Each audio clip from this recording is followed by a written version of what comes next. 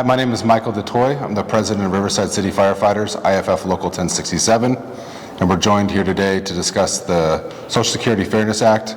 We're joined by Congressmember Mark Takano from the 39th District of California.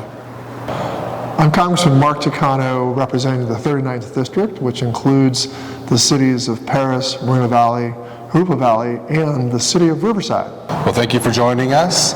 We're just here to discuss the impacts and the history of the Social Security Fairness Act.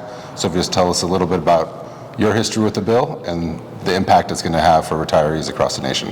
Well, H.R. 82, otherwise known as the Social Security Fairness Act, addresses the windfall elimination and government pension offset, which really negatively affected people like firefighters, police officers, teachers, public service workers who earn a pension. And many firefighters also worked in the private sector before they became firefighters, or they might have part-time jobs where they earned their 40 quarters of Social Security and are therefore entitled to earn a full Social Security benefit. But many firefighters found out that when they retire, that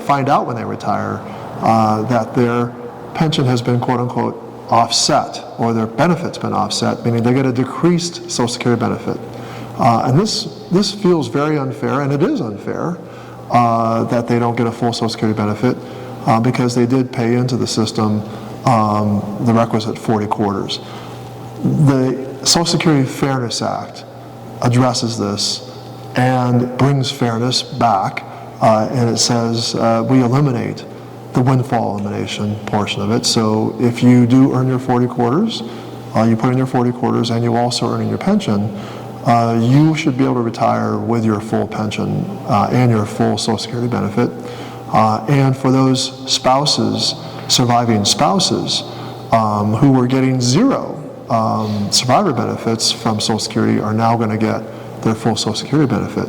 So I know this is a big, big deal to public employees, our firefighters who risk their lives, and we see most recently with the Eaton fire and other fires, the Palisades fire, and our local fire here, the Clay fire, the dangerous work that firefighters do.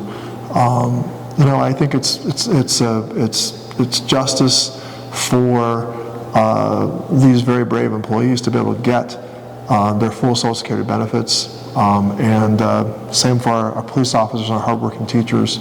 I think this is really good justice, and I'm very proud that this bill got done on a bipartisan basis. So, Michael, can you tell me what the Social Security Fairness Act has meant for your members? Have you heard from them about this? Absolutely. I heard from one today who is very excited, as you mentioned, to right the wrong of many years. He was one of the individuals who's worked his 40 quarters, and when he retired from the fire department 5 years ago, he received a 50% reduction in his Social Security benefits. So right now, that increase in Social Security is going to be a lifeline for him and his family to be able to, provide food and live and retire with dignity. And we're seeing that across the board. As he also mentioned, the retirees who have passed away, their widows are now going to receive full benefits versus the 100% reduction from the GPO. Wow, and there's just a lot of, how many people would you say, just estimate, have probably earned 40 quarters in addition to the work they did as publicly employed firefighters? It's got to be a kind of a large number of people. I would say the vast majority of all of our members, current and retired, either worked 40 quarters prior to getting hired, worked part-time, either teaching or construction jobs while they're on the floor here.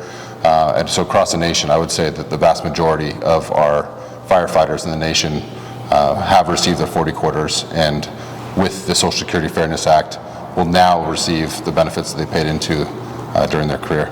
Well, I'm so happy this got done, and I got to tell you, it was a long time coming. I signed on to this bill every year, every term that I've been in Congress, and probably pre-existed when I got to Congress 12 years ago.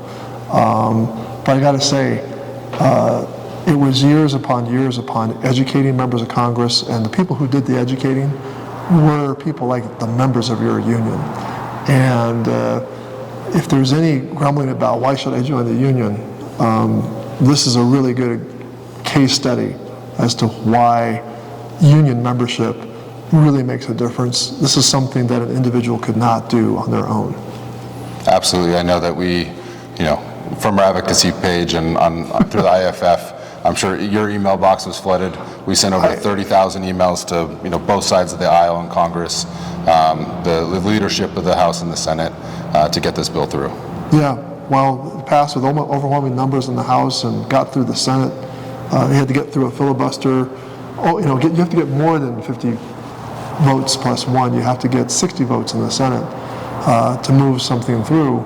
So this really speaks to the tremendous advocacy that your union, the IAFF, was a part of, and this bill would not have gotten done had it not been for the members of your union.